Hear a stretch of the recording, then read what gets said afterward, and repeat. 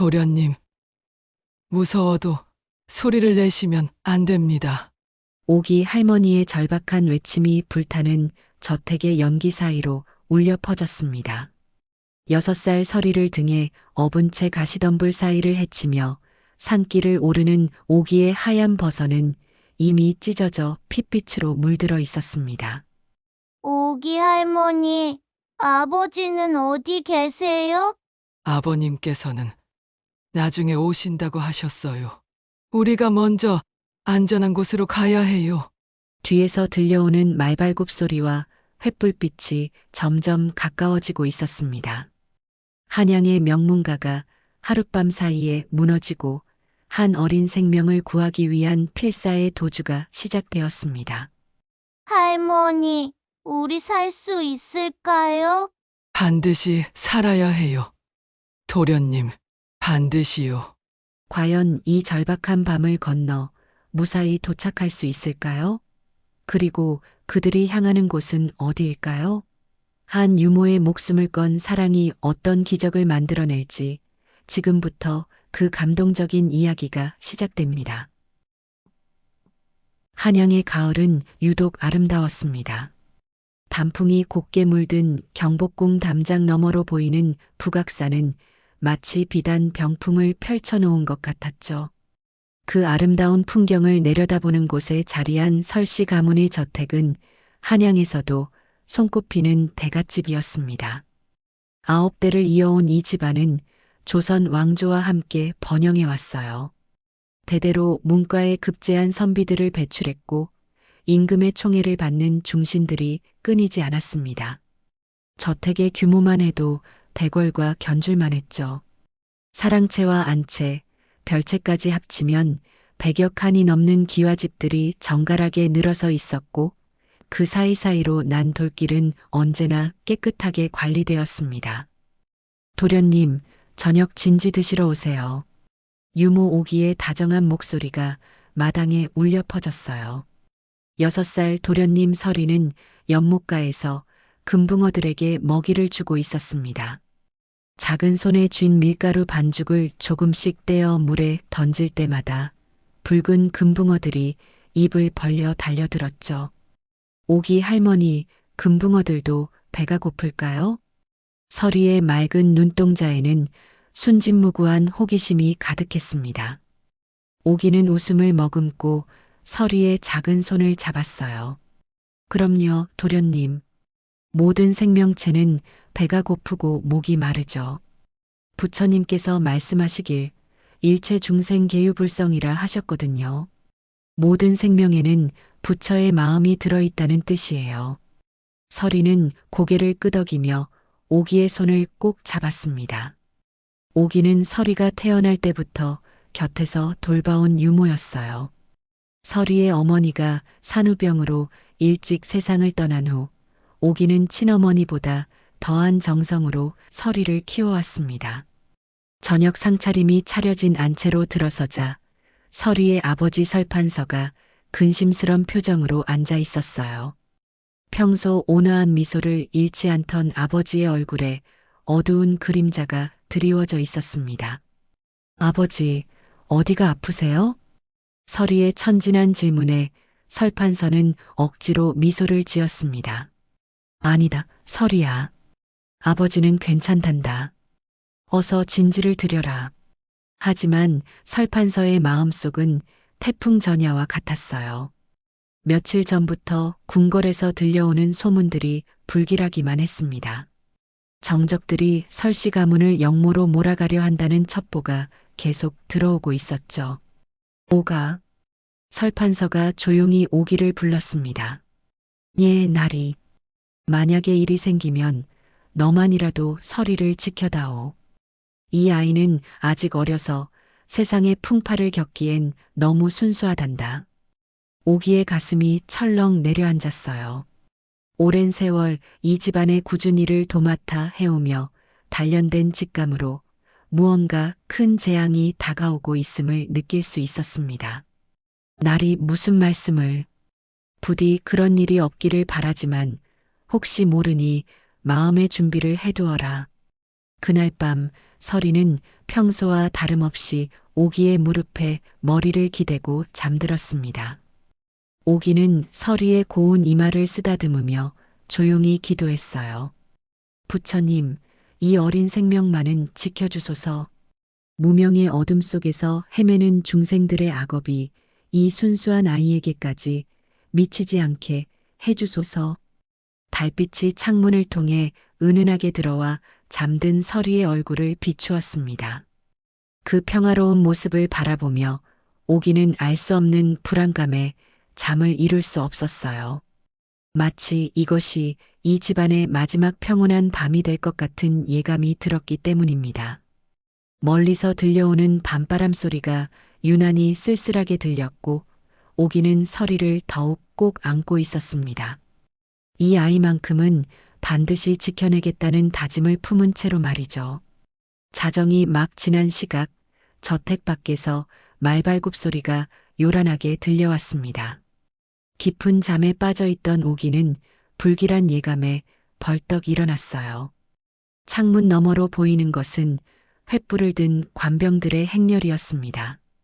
역적 설판서를 잡아라. 한 놈도 놓치지 말고 모두 체포하라. 우렁찬 고함 소리와 함께 대문이 부서지는 소리가 들렸습니다. 오기는 재빨리 서리를 깨웠어요. 도련님, 일어나세요. 빨리요. 서리는 졸린 눈을 비비며 일어났습니다. 오기 할머니, 무슨 일이에요?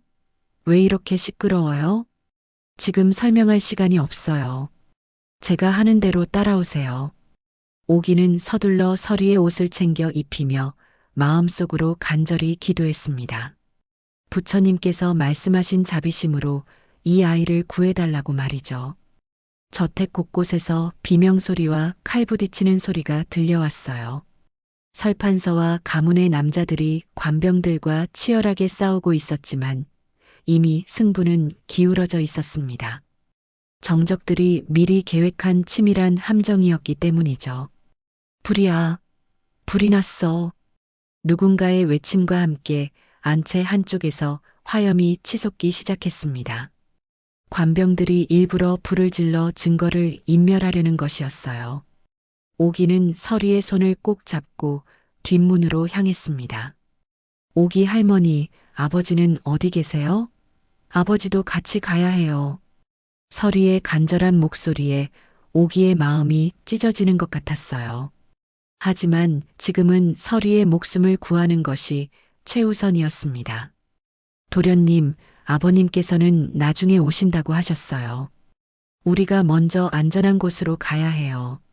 뒷마당에 이르자 담장 너머로 넘어가는 것 외에는 방법이 없었어요. 오기는 서리를 등에 업었습니다. 도련님, 제 등에 꼭 매달리세요. 무서워도 소리를 내시면 안 돼요. 네, 오기 할머니. 서리는 오기의 등에 매달리며 작은 손으로 오기의 목을 꼭 안았습니다. 오기는 신발도 신을 겨를 없이 맨발로 담장을 기어 올랐어요. 거친 돌담에 발이 까져 피가 났지만 서리를 지켜야 한다는 일념 하나로 버텼습니다. 담장을 넘어 뒷산으로 오르기 시작할 때 저택에서는 더욱 큰 화염이 치솟았어요. 9대를 이어온 명문가의 저택이 한순간에 불바다가 되어가고 있었습니다. 할머니, 우리 집이 타고 있어요. 서리의 떨리는 목소리에 오기는 발걸음을 멈추지 않았어요. 뒤돌아보면 마음이 약해질 것 같았기 때문입니다. 도련님, 부처님께서 말씀하시길 재행무상이라 하셨어요. 모든 것은 변하고 사라지는 것이니 너무 슬퍼하지 마세요. 산길은 가시덤불과 바위들로 험했습니다. 오기의 하얀 버선은 이미 찢어져 발가락이 드러났고 발바닥에서는 계속 피가 흘렀어요. 하지만 등 뒤에서 들려오는 서리의 작은 심장 박동 소리가 오기에게는 가장 소중한 법보 소리였습니다. 할머니, 발에서 피가 나요. 아파요? 아니에요, 도련님. 전혀 아프지 않아요. 오기는 거짓말을 했어요. 발은 너무 아파서 감각이 없을 정도였지만 서리가 걱정할까봐 참았습니다. 자신의 고통보다 서리의 마음이 더 소중했으니까요. 밤새 걸어서 산 중턱에 이르렀을 때 오기는 더 이상 걸을 수 없었어요. 하지만 아직 안전한 곳까지는 멀었습니다. 오기는 큰 바위 그늘에서 잠시 쉬며 서리를 내려놓았습니다. 도련님, 조금만 더 가면 안전한 곳이 나와요. 조금만 더 힘내세요. 서리는 오기의 상처난 발을 보며 눈물을 글썽였어요. 할머니, 모두 제 때문이에요. 제가 무거워서. 그런 말씀 마세요, 도련님. 저에게는 도련님이 세상에서 가장 소중한 보배예요. 오기는 서리를 다시 등에 업고 산길을 오르기 시작했습니다. 동쪽 하늘에 희미하게 새벽빛이 비치기 시작했지만 아직 목적지까지는 한참 더 가야 했어요. 오기의 마음속에는 오직 하나의 목표만 있었습니다. 서리를 안전한 곳에 데려다 주는 것이었죠. 사흘 밤낮을 쉬지 않고 걸어서 마침내 도착한 곳은 천추감이었습니다. 해발 1000m 높이에 자리한 이곳은 구름조차 발밑에 두고 있는 신령스러운 곳이었어요. 오기는 마지막 남은 기력을 다해 법당한 마당까지 올라왔지만 더 이상 한 걸음도 나아갈 수 없었습니다. 도련님, 오기는 서리를 등에서 조심스럽게 내려놓으며 무릎을 꿇었어요. 서리의 옷매무새를 정성스럽게 다듬어주고는 떨리는 손으로 머리카락을 쓰다듬었습니다. 법당에서 아침 예불을 마친 해안대사가 나타났습니다. 눈매가 자비로운 60대의 노스님이었어요. 해안대사는 피투성이가 된 오기와 어린 서리를 보자마자 상황을 짐작할 수 있었습니다. 어찌 이런 일이. 해안대사가 다가오자 오기는 더욱 깊이 머리를 조아렸어요. 대사님, 이 어리석은 계집종이 감히 부탁드릴 말씀이 있습니다. 어서 일어나시오. 무슨 일로 이렇게 멀리까지 오셨소? 오기는 울음을 참으며 지난 사흘간의 일을 간략하게 설명했습니다. 한양의 정쟁, 가문의 멸망, 그리고 서리를 구하기 위한 필사의 도주를 말이죠. 대사님, 이 아이는 세상의 모진 풍파를 겪기엔 너무나 맑은 영혼입니다. 저를 어떻게 하셔도 좋으니 부디 이 아이만은 부처님의 품 안에서 꽃 피우게 해주십시오. 해안대사는 서리의 맑은 눈동자를 바라보며 깊이 생각에 잠겼어요. 아이의 눈에서는 세속의 때가 묻지 않은 순수함이 빛나고 있었습니다. 아미타불, 이 아이에게는 깊은 성근이 있는 것 같소? 하지만 해안대사가 망설이는 사이 서리가 조용히 입을 열었어요. 스님, 오기 할머니가 저를 구하려고 발에 많이 다쳤어요. 할머니를 도와주세요. 서리의 간절한 부탁에 해안대사의 마음이 움직였습니다. 그렇다면 이 아이를 받아들이겠소. 하지만 어미님, 이곳은 남자들만 수행하는 곳이라 아이와 함께 머물 수는 없소. 오기는 이미 마음의 준비를 하고 있었어요. 서리의 안전을 위해서라면 자신과 헤어지는 것도 감수할 각오였습니다. 대사님, 그것으로 충분합니다. 이 아이가 올바른 길을 걸을 수 있다면. 그날 밤 서리가 깊이 잠든 사이 오기는 조용히 일어났어요. 자신의 머리카락을 가위로 잘라 서리의 낡은 버선 속에 넣어두었습니다. 언젠가 서리가 자신을 기억할 수 있는 유일한 증표였어요. 도련님, 아니, 이제는 부처님의 아이가 되실 거예요. 이 어리석은 유모를 용서해 주세요. 혼자 두고 떠나는 것을. 오기는 잠든 서리의 이마에 마지막 입맞춤을 하고는 조용히 방을 나섰습니다. 해안대사가 기다리고 있었어요. 정말 이대로 가시겠소? 예, 대사님. 이 아이에게는 제가 없는 것이 더 좋을 거예요. 세속에 대한 미련을 버리고 오롯이 부처님의 길을 걸을 수 있도록요. 해안대사는 오기의 결심에 깊이 감동했습니다. 보살님의 자비심이 참으로 크시오. 부처님께서 말씀하신 보시바라밀의 참뜻을 실천하고 계시는군요. 아닙니다, 대사님. 저는 그저 이 아이가 행복하기만 하면 됩니다. 오기는 마지막으로 서리가 잠든 방을 바라본 후 홀로 산길을 내려가기 시작했어요. 자신의 정조차 끊어버린 고결한 자비의 실천이었습니다. 관세음 보살께서도 이보다 더 큰 자비를 보이지 못했을 거예요. 다음 날 아침 서리가 눈을 떴을 때 오기는 이미 없었습니다. 서리는 오기를 찾아 헤맸지만 해안 대사가 조용히 말씀하셨어요. 얘야, 그분은 너의 앞길을 위해 큰 희생을 하신 거란다. 이제부터 너는 부처님의 아이가 되어 새로운 삶을 시작해야 한다. 스님, 오기 할머니는 언제 돌아와요? 그분의 사랑은 언제나 너와 함께 있을 거야. 비록 눈에 보이지 않더라도 말이다. 서리는 그제서야 자신의 처지를 깨달았어요. 더 이상 도련님이 아니라 홀로 서야 하는 아이가 된 것을 말이죠.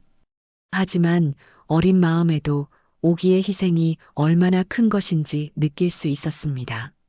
설이라는 이름은 이제 과거의 것이 되었습니다. 해안 대사는 아이에게 새로운 법명을 지어주었어요. 무연 마이너스 세속의 모든 인연을 놓았다는 뜻이었습니다. 무연아, 이제부터 너는 부처님의 제자로 살아가야 한다. 세상의 모든 고통은 집착에서 나오는 것이니 마음을 비우고 진리를 구해야 한다. 예, 스님. 무연은 고개를 끄덕이며 대답했지만 가슴 한편에는 여전히 오기에 대한 그리움이 남아 있었어요. 하지만 오기의 희생을 헛되이 하지 않기 위해서라도 새로운 삶에 최선을 다하겠다고 다짐했습니다. 무연의 하루는 새벽 4시에 시작되었어요. 첫 번째 예불에 참석한 후 마당 청소와 물 깃기 등의 일과를 시작했습니다. 다른 동자승들과 달리 무연은 모든 일을 말없이 성실하게 해냈어요. 무연아, 오늘은 경전 공부를 해보자. 해안 대사가 무연을 불러 금강경 읽기를 가르쳤습니다. 무연은 놀라운 집중력으로 한 글자 한 글자를 따라 읽었어요. 응무소주의 생기심. 무슨 뜻인지 아느냐? 마음을 어디에도 머물게 하지 말고 일으켜야 한다는 뜻. 맞나요? 해안 대사는 깜짝 놀랐습니다. 어린 나이에도 불구하고 무연의 이해력은 범상치 않았어요. 그렇다. 참으로 영특하구나. 하지만 말로만 아는 것과 마음으로 아는 것은 다르단다. 무연은 다른 아이들과 달리 특별한 깊이를 보였습니다. 다른 동자승들이 어머니를 그리워하며 올 때 무연은 가부좌를 틀고 앉아 조용히 명상에 잠겼어요. 그 모습은 마치 어린 석가모니 부처님을 보는 것 같았습니다. 무연아, 너는 왜 다른 아이들처럼 울지 않느냐? 스님, 울어도 오기 할머니가 돌아오지 않잖아요. 그보다는 할머니가 걱정하지 않도록 열심히 공부하는 게 나을 것 같아요. 이런 무연의 모습에 해안 대사는 깊은 감명을 받았어요. 어린 나이에도 불구하고 이미 세상의 무상함을 깨닫고 있는 것 같았기 때문입니다. 계절이 바뀌어 겨울이 왔습니다. 무연은 마당에 쌓인 눈을 치우며 문득 궁금한 것이 생겼어요. 스님, 바람은 어디서 와서 어디로 가나요? 해안 대사는 무연의 질문에 미소를 지었습니다. 바람은 마음이 일어나는 곳에서 와서 마음이 쉬는 곳으로 간단다. 마음이 쉬는 곳이요? 그렇다. 모든 번뇌와 망상이 사라진 곳, 그곳이 바로 열반이지. 무연은 스님의 말씀을 듣고 오랫동안 창밖의 대나무 숲을 바라보았어요. 바람에 흔들리는 대나무들을 보며 깊은 생각에 잠겼습니다. 어린 머릿속에는 자신을 등에 업고 산길을 오르던 오기의 거친 숨소리와 따뜻한 등의 온기가 바람처럼 스며 있었어요. 스님, 바람도 외로울까요? 바람이 외롭다고 생각하느냐? 가끔 바람 소리가 누군가를 부르는 것 같아요. 마치 오기 할머니가 제 이름을 부르는 것처럼요. 해안대사는 무연의 말에 깊이 감동했습니다. 아이가 단순히 그리움을 말하는 것이 아니라 이미 만법이려의 경지를 엿보고 있는 것 같았기 때문이에요. 무연아, 그 마음을 잘 간직해라. 부처님께서 말씀하시길 자비심이야말로 깨달음의 근본이라 하셨단다. 저녁 예불 시간, 무연은 다른 동자승들보다 더 오랫동안 합장하고 있었어요. 아이의 마음속에서는 오기에 대한 감사와 모든 중생에 대한 연민이 천천히 자라나고 있었습니다. 비록 어리지만 무연은 이미 진정한 수행자의 마음가짐을 갖추어가고 있었어요. 그날 밤 무연은 오기가 남긴 버선 속 머리카락을 꺼내 조용히 바라보았습니다. 그것은 무연에게 세속의 미련이 아니라 자비의 상징이었어요. 언젠가는 이 은혜를 갚을 수 있을 거라는 희망과 함께 말이죠. 세월이 흘러 무연은 10살이 되었습니다. 천추감에서의 삶은 무연에게 깊은 평온과 지혜를 가져다 주었어요. 아침마다 종소리와 함께 시작되는 하루 경전 공부, 명상, 그리고 스님들과의 대화를 통해 무연은 점점 더 깊은 불법의 세계로 들어가고 있었습니다. 무연아, 오늘은 특별한 손님이 오신다. 해안대사가 무연을 불러 말씀하셨어요. 오늘은 인근 마을에서 큰 법회가 열리는 날이었고 많은 신도들이 천추감을 찾아올 예정이었습니다. 어떤 분들이 오시나요? 다양한 사연을 가진 사람들이지. 병든 가족을 위해 기도드리러 오는 분도 계시고 자식의 앞날을 걱정하는 어머니들도 계신단다. 무연은 고개를 끄덕이며 법당 청소를 시작했어요. 오랜 수행을 통해 무연의 마음에는 특별한 고요함이 자리 잡고 있었습니다. 다른 동자승들이 여전히 세속에 대한 그리움을 버리지 못하는 동안 무연은 이미 그런 감정들을 훨씬 깊은 차원에서 승화시키고 있었어요. 신도들이 하나둘 도착하기 시작했습니다. 그 중에는 등이 굽은 할머니가 어린 손자를 데리고 온 모습도 있었어요. 할머니는 가파른 산길을 오르느라 힘들어하며 손자의 손을 꼭 잡고 있었습니다. 할머니, 많이 힘드시죠? 무연히 다가가 정중하게 인사를 드렸어요. 아이고, 어린 스님이 참 의젓하구나. 우리 손자 좀 봐주려무나. 할머니가 웃으며 손자를 무연에게 맡겼습니다. 무연은 그 아이와 함께 마당에서 놀아주며 할머니가 예불을 드릴 수 있도록 도왔어요. 스님, 우리 할머니는 왜 자꾸 절을 하세요? 어린아이의 순진한 질문에 무연은 잠시 생각에 잠겼습니다. 할머니가 너를 사랑하시기 때문이야. 부처님께 내가 건강하고 행복하게 자라달라고 기도하시는 거란다. 그럼 저도 할머니를 위해 기도해야겠어요. 아이의 말에 무연의 마음이 따뜻해졌어요. 무연은 그 순간 문득 오기의 모습을 떠올렸습니다. 자신을 위해 맨발로 산길을 오르며 기도했던 그 간절한 마음을 말이죠. 저녁 예불이 끝난 후 무연은 해안대사와 함께 차를 마시며 대화를 나누었어요. 오늘 어떤 깨달음이 있었느냐? 스님, 사람들의 기도를 보며 생각해 봤는데요. 모든 기도는 결국 사랑에서 나오는 것 같아요. 해안대사는 무연의 말에 깊이 고개를 끄덕였습니다. 그렇다. 부처님께서 말씀하신 자비와 지혜도 결국 그 사랑에서 시작되는 것이지. 그럼 오기 할머니가 저를 구해주신 것도 그것은 보살의 자비였느니라. 일체 중생을 구하고자 하는 마음이었지. 무연은 차를 마시며 창밖을 바라보았어요. 달빛 아래 흔들리는 대나무들이 마치 춤을 추는 것 같았습니다.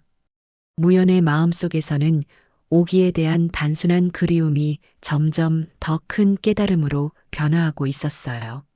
스님, 저는 언제쯤 진짜 스님이 될 수 있을까요? 진짜 스님이 되는 것은 머리를 깎고 가사를 입는 것으로 되는 게 아니란다. 마음속에 진정한 자비심이 자라날 때 비로소 참 스님이 되는 것이지. 무연은 해안 대사의 말씀을 가슴 깊이 새겼어요.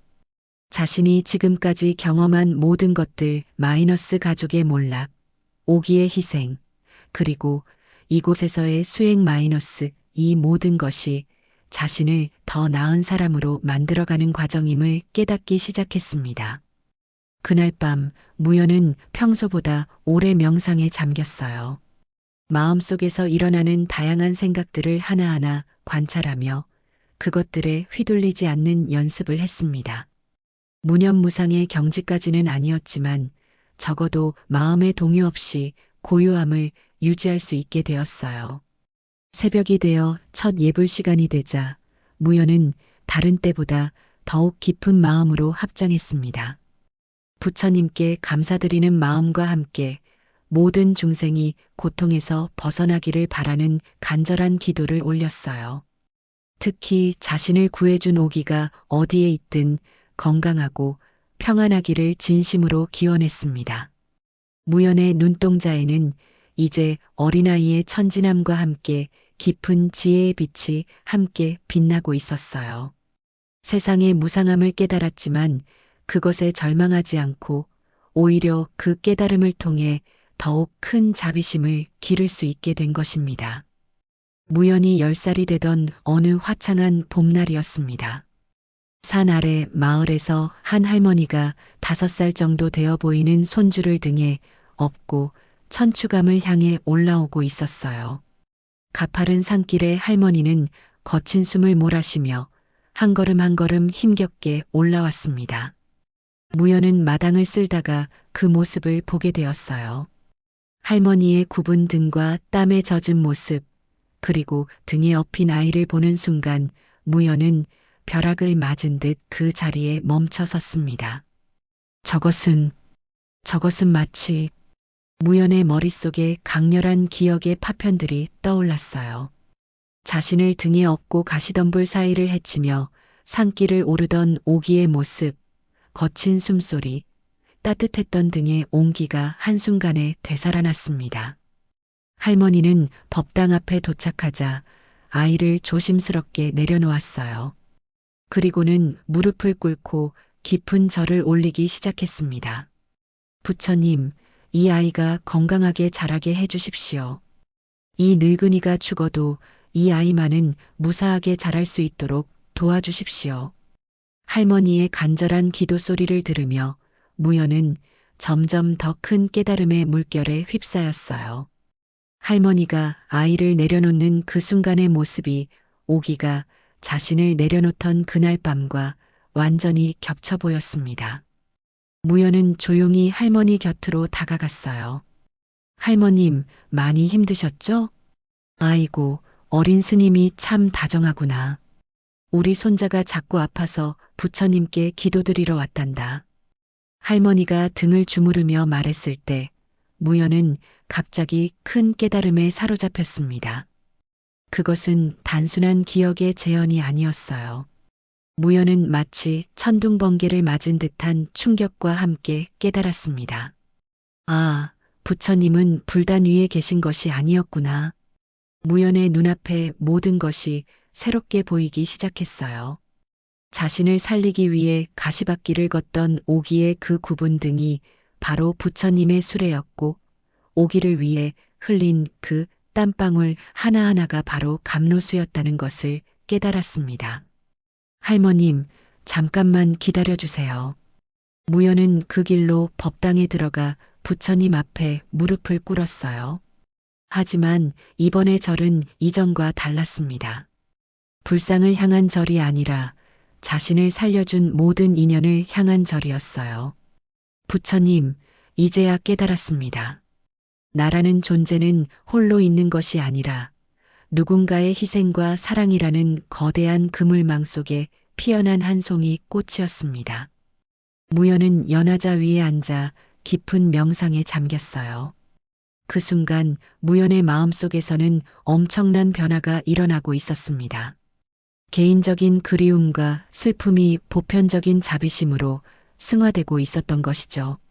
모든 중생이 다 이런 사랑을 주고받으며 살아가는구나. 어미 품에서 젖을 먹는 아기도 하늘을 나는 새도, 땅 위를 기어가는 개미도 모두 누군가의 사랑을 받고 누군가를 사랑하며 살아 한다. 해안 대사가 무연을 찾아 법당에 들어왔을 때 무연의 얼굴에는 지금까지 보지 못했던 광채가 빛나고 있었어요. 무연아, 무슨 일이 있었느냐? 스님, 저는 이제야 진짜 부처님을 만났습니다. 진짜 부처님? 네. 부처님은 저 불상 속에 계신 것이 아니라 누군가를 위해 희생하고 사랑하는 모든 마음 속에 계셨어요. 오기 할머니의 등이 바로 부처님의 연꽃자리였습니다. 해안대사는 무연의 말에 깊은 감동을 받았어요. 10살 어린아이의 입에서 나오는 깨달음의 말씀이 50년 수행한 자신보다도 더 깊었기 때문입니다. 무연아, 내가 깨달은 것이 바로 연기법이구나. 이 세상의 모든 존재는 서로 의지하며 존재한다는 부처님의 가르친 말이다. 그날부터 무연의 눈에는 세상 만물이 완전히 다르게 보였어요. 마당에서 지저대는 개도, 길가에 굴러가는 돌멩이도, 바람에 흔들리는 나뭇잎도 모두가 누군가를 업고 있는 부처로 보였습니다. 모든 존재가 서로를 지탱해주는 거대한 자비의 그물망 속에서 살아가고 있다는 것을 깨달았기 때문이에요. 무연의 이런 깨달음은 곧 천추감 전체에 알려졌고 어린 동자승의 입에서 나오는 법문은 산 아래 마을 사람들에게까지 전해졌습니다. 무연의 깨달음 이후 천추감에는 변화의 바람이 불기 시작했어요. 어린 동자승의 입에서 나오는 깊은 지혜의 말씀이 산 아래로 퍼져나가면서 전국 각지에서 사람들이 구름처럼 몰려들기 시작했습니다. 스님, 정말 10살짜리 아이가 그런 깊은 법문을 한다고요? 그렇습니다. 직접 들어보시면 아실 거예요. 그 아이의 말 한마디 한마디에는 50년 수행한 고승의 깨달음이 담겨 있습니다. 해안대사는 무연의 변화에 놀라움을 감추지 못했어요. 무연은 이제 단순히 경전을 외우는 것이 아니라 그 깊은 뜻을 자신만의 언어로 설명할 수 있게 되었습니다. 어느 날 한 중년 남자가 절망에 빠진 얼굴로 무연을 찾아왔어요. 스님, 저는 장사에 실패해서 가족을 모두 잃었습니다. 이제 살아갈 이유를 찾을 수 없어요. 무연은 그 사람의 눈을 조용히 바라보며 말했어요. 어르신, 지금 이 순간에도 어르신의 심장이 뛰고 있지 않나요? 그것은 어르신을 사랑하는 누군가가 있다는 증거예요. 무슨 말씀이신지.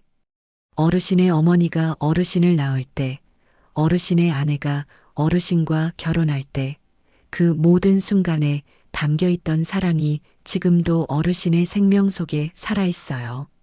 부처님께서 말씀하신 업력이란 바로 그런 사랑의 연결고리입니다.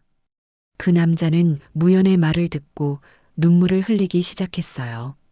그럼 제가 지금 겪는 고통도 사랑에서 나오는 거예요. 가족을 사랑했기 때문에 잃었을 때 아픈 거거든요. 그 아픔을 통해 어르신은 다른 사람들의 아픔도 이해할 수 있게 될 거예요. 무연의 법문을 들은 사람들은 하나같이 감동을 받았어요. 어린 나이에도 불구하고 무연이 전하는 가르침에는 삶의 깊은 진리가 담겨 있었기 때문입니다. 또 다른 날에는 자식을 잃고 슬퍼하는 어머니가 찾아왔어요. 스님, 제 아이가 병으로 세상을 떠났어요. 어떻게 이 슬픔을 이겨낼 수 있을까요? 무연은 잠시 명상하듯 눈을 감았다가 말했어요. 어머님, 아이는 어머니의 품에서 얼마나 행복했을까요? 그야 세상에서 가장 행복했겠죠. 그럼 그 행복은 어디로 갔을까요? 사라졌을까요? 어머니는 고개를 갸웃거렸어요. 아니에요. 그 행복은 지금도 어머니의 마음속에 살아있어요. 그리고 그 사랑을 다른 아이들에게 나누어 줄 때 어머니의 아이는 그 아이들을 통해 계속 살아가는 거예요. 부처님께서 말씀하신 윤회란 바로 이런 사랑의 순환이에요. 어머니는 무연의 말을 듣고 비로소 위안을 얻을 수 있었어요. 죽음이 끝이 아니라 새로운 형태의 시작이라는 것을 깨달았기 때문입니다. 해안대사는 무연의 이런 모습을 보며 깊은 감동을 받았어요. 무연아, 너의 법문을 듣고 있으면 마치 어린 부처님이 직접 설법하시는 것 같구나. 아니에요, 스님. 저는 그저 오기 할머니에게 받은 사랑을 다른 분들께 전해드리는 것 뿐이에요. 무연의 겸손한 모습에 해안대사는 더욱 놀랐어요. 깨달음을 얻고도 교만해지지 않는 것은 정말 어려운 일이었기 때문입니다. 시간이 흘러 무연의 명성은 전국에 퍼졌어요. 왕실에서도 무연을 궁궐로 모시려 했지만 무연은 정중히 거절했습니다. 저는 이곳에서 모든 중생을 위해 기도하고 싶어요. 권력이나 명예보다는 사람들의 아픔을 달래주는 것이 더 소중하거든요. 무연의 이런 마음가짐은 진정한 보살의 자세였어요. 자신의 깨달음을 혼자만의 것으로 간직하지 않고 모든 중생과 함께 나누려는 마음이었기 때문입니다. 어느 저녁 무연은 해안대사와 함께 차를 마시며 이야기를 나누었어요. 스님, 제가 이렇게 많은 분들께 도움을 드릴 수 있는 것도 모두 오기 할머니 덕분이에요. 그렇다. 하지만 그 은혜를 이렇게 많은 사람들에게 나누어 주는 것은 내 자신의 공덕이란다. 무연은 창밖의 별을 바라보며 조용히 말했어요. 언젠가는 오기 할머니를 다시 만날 수 있을까요? 분명히 만날 수 있을 거다. 진정한 인연은 결코 끊어지지 않는 법이니까. 그날 밤 무연은 평소보다 더 깊은 감사의 마음으로 기도를 올렸어요. 자신을 통해 많은 사람들이 위로받고 깨달음을 얻는 것도 결국은 오기가 심어준 자비의 씨앗이 꽃피운 결과라는 것을 알고 있었기 때문입니다. 세월은 강물처럼 흘러 수십 년이 지났습니다. 어린 동자승 무연은 이제 온 나라에서 존경받는 큰 스님이 되었어요. 하지만 무연 스님의 마음속에는 여전히 그 어린 시절의 순수함과 오기에 대한 깊은 그리움이 남아 있었습니다. 어느 가을날 오후 천추감에는 평소와 다름없이 많은 신도들이 찾아왔어요. 그 중에서도 유독 눈에 띄는 한 분이 있었습니다. 머리가 하얗게 센 할머니 한 분이 떨리는 손으로 낡은 보자기를 소중히 안고 있었어요.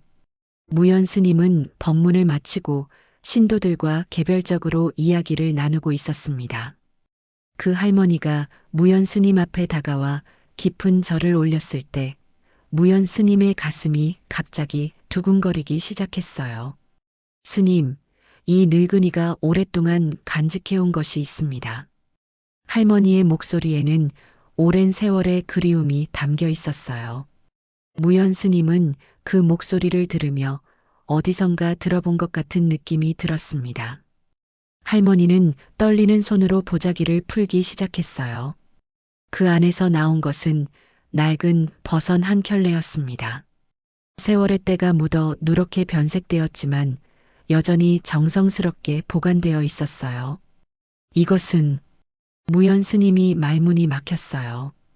그 버선을 보는 순간 수십 년 전의 기억이 생생하게 되살아났기 때문입니다.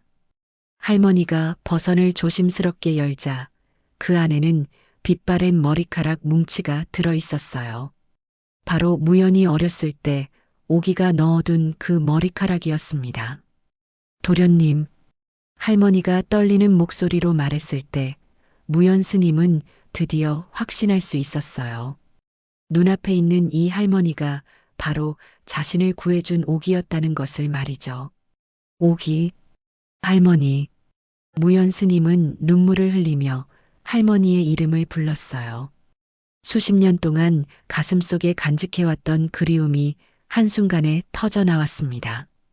도련님, 아니, 이제는 큰 스님이 되셨군요. 이 늙은이를 기억해 주셔서 감사합니다. 오기는 무연 스님의 앞에 더욱 깊이 무릎을 꿇었어요. 하지만 무연 스님은 급히 일어나 오기의 손을 잡아 일으켰습니다. 아닙니다, 할머니. 저를 받으실 분은 제가 아니라 할머니세요. 무연 스님은 말없이 오기의 앞에 무릎을 꿇고 깊은 절을 올렸어요.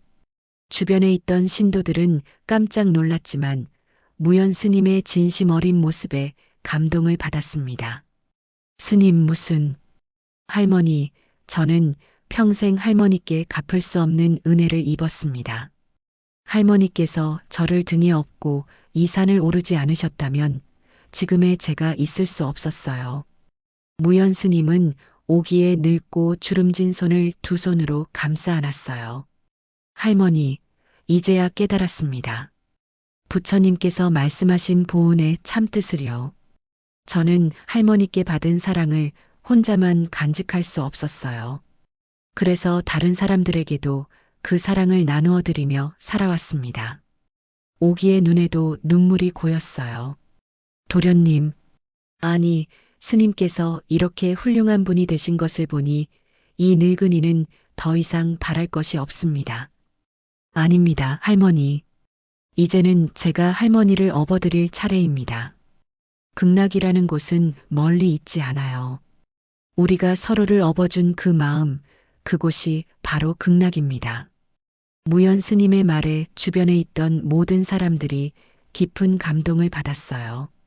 스승과 제자, 어머니와 자식의 관계를 뛰어넘은 순수한 사랑의 모습을 보았기 때문입니다. 오기는 무연 스님과 함께 천추감에 머물게 되었어요. 무연 스님은 매일 아침 저녁으로 오기를 돌보며 어린 시절 오기가 자신에게 보여준 그 자비를 실천했습니다. 할머니, 오늘도 함께 기도드릴까요? 그럽시다, 스님. 두 사람은 함께 법당에 앉아 조용히 기도를 올렸어요. 오기는 무연 스님이 모든 중생의 행복을 위해 기도하는 모습을 보며 진정한 자비가 무엇인지 깨달을 수 있었습니다. 어느 저녁 두 사람이 마당에서 달을 바라보며 이야기를 나누고 있었어요. 스님, 이 늙은이가 당신을 구한 것이 아니라 오히려 당신이 저를 구원해 주셨습니다. 무슨 말씀이세요, 할머니? 저는 평생 그저 한 아이를 구했다고 생각했는데 그 아이가 이렇게 많은 사람들을 구원하는 분이 되실 줄은 몰랐어요. 결국 저도 할머니 덕분에 큰 공덕을 쌓게 된 거죠. 무연 스님은 미소를 지으며 말했어요. 할머니, 이것이 바로 연기법입니다. 모든 존재는 서로 도우며 함께 성장하는 거예요. 저 혼자서는 아무것도 할 수 없었을 거예요. 그날 밤 천추감의 만발한 연꽃에서 향기가 바람을 타고 온 누리에 퍼져나갔어요. 그 향기와 함께 무연 스님과 오기가 보여준 진정한 사랑과 자비의 이야기도 사람들의 마음속 깊이 스며들어갔습니다. 두 사람의 재회는 단순한 개인적인 만남을 넘어서 모든 중생이 서로를 업어주며 살아간다는 부처님의 가르침을 실천으로 보여준 살아있는 법문이었어요. 그리고 그 사랑은 지금도 계속해서 이어져 가고 있습니다.